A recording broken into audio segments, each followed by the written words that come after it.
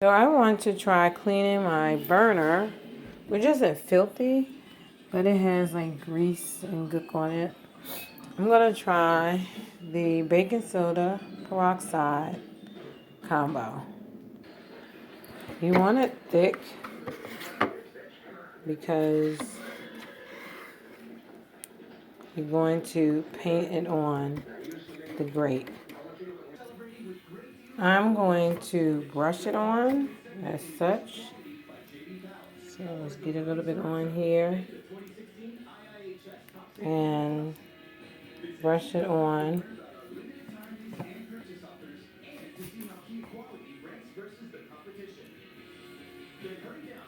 Kind of don't like putting it on a paper towel because I want every drop. For those who know me, know I like to use every drop of everything. So I'm going to keep brushing it on. So I've pretty much painted the peroxide baking soda mixture all over. And I'm going to let it sit for, I don't know, 30 minutes to an hour.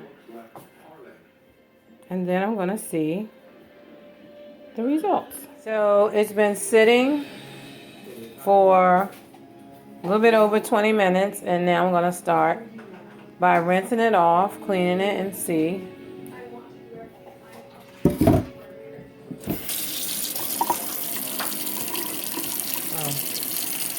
get my sponge. So I have my sponge and I'm wiping.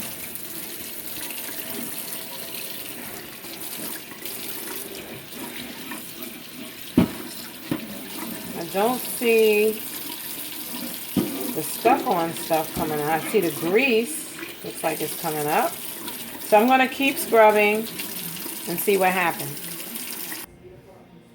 So I'm going to say that, and of course it's still wet, the peroxide baking soda on the grates did not work as I would have liked it to.